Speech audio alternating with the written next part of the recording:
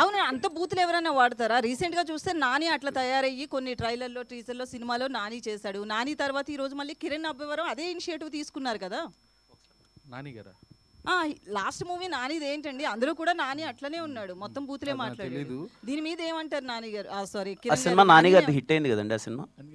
అంటే హిట్ కాబట్టే మీరు నేను చేశారా అలా అని కాదండి, అడుగుతున్నా. లేదు నా ఎక్స్ప్లెనేషన్ ఒకసారి, నా ఎక్స్ప్లెనేషన్ ఒకసారి వినండి. నా ఉద్దేశం ఏంటంటే, సమ్మతమైన సినిమా నేను ఒకటి చేశానండి, చాలా పద్ధతైన సినిమా చేసి, మీకు ఎక్కడా లేకన్నా చాలా పద్ధతమైన.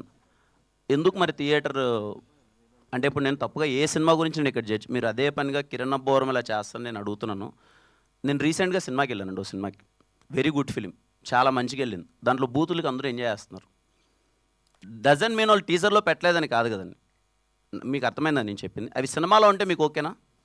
మీరు థియేటర్కి వెళ్ళినప్పుడు ఆ బూతులు ఉండి అక్కడ అందరూ అది నవ్వుతుంటే అసలు ఎక్కడే కానీ మీరు క్యారెక్టరేషన్ ఫ్యామిలీ ఆడియన్స్ అన్నారు కదా, ఫ్యామిలీస్, లేడీస్, అమ్మ, తాత, అత్తమ్మ ఏదో చెప్పారు కదా, మొత్తం లైన్ గా లేడీస్ అంతా చూడొచ్చా?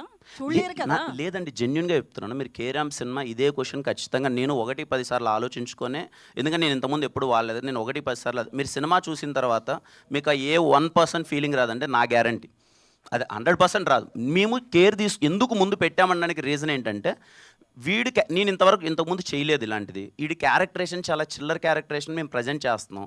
ఆ సిచ్యువేషన్లో ఒక అమ్మాయి అలా బిహేవ్ చేస్తే ఎవడున్నా సరే చచ్చిపోవాలని ఫీలింగ్ వస్తుంది. ఆ టైంలో లూడో ఆడదామంటే వాడు ఇంకా లేదండి నేను ఆడలేను, పక్కకి వెళ్ళి వస్తాను అంటే మీరు సినిమా థియేటర్ నుంచి బయటికి వెళ్ళిపోతారు.